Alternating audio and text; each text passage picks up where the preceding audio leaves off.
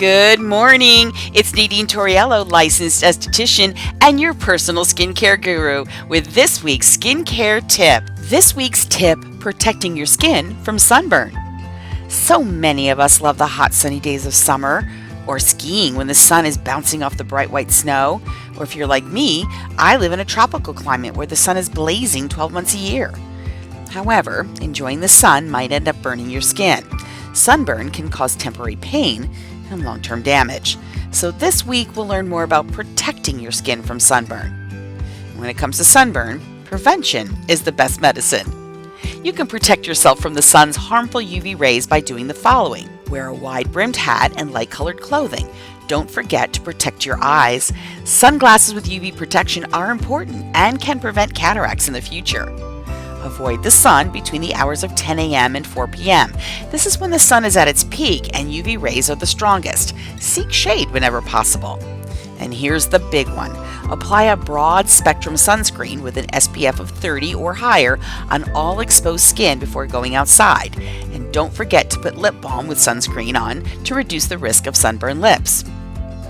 Let's take a look at sunscreens. Now, I'm not going to go into individual brands and why some are good and some shouldn't even be made, but I am going to give you some guidelines when shopping for sunscreens.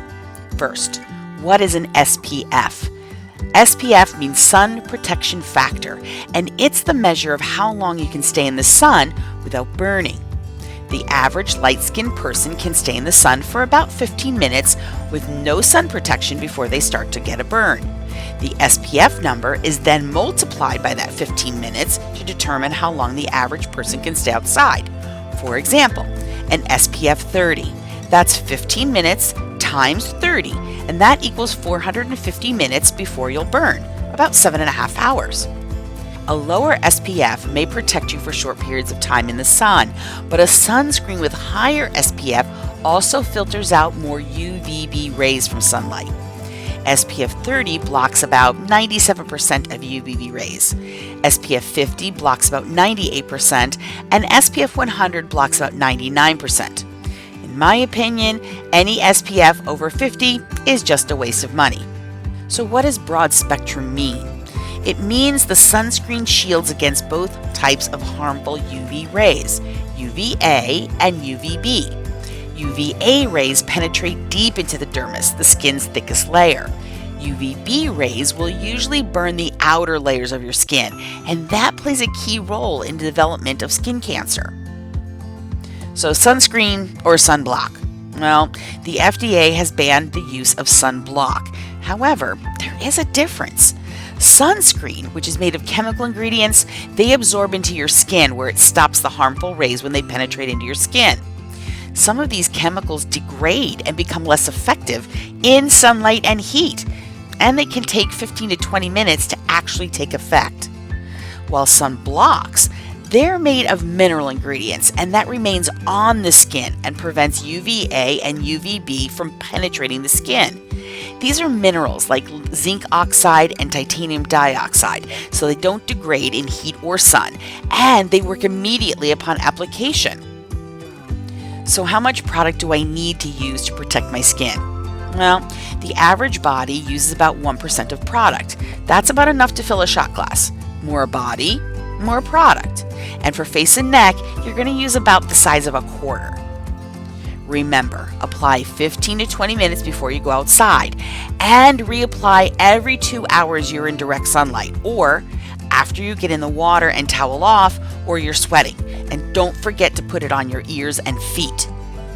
There are some products to avoid in sunscreens. The chemical oxybenzone, which penetrates the skin, gets into the bloodstream, and acts like estrogen in the body, and can cause endocrine system issues in the thyroid and reproductive organs. It can also trigger allergic reactions. Also, retinol palmitate, commonly known as vitamin A. When it's used in night cream, it's supposed to have anti-aging effects, but in sun-exposed skin, it can speed up the development of skin tumors and lesions, and this is according to government studies. So why is this ineffective ingredient allowed in sunscreens that are intended to be used in the sun? That's a really good question. I don't suggest vitamin A at all. Now, there are things to look for. Zinc-based products. Having had a skincare practice in Key West for 14 years, sun protection was huge.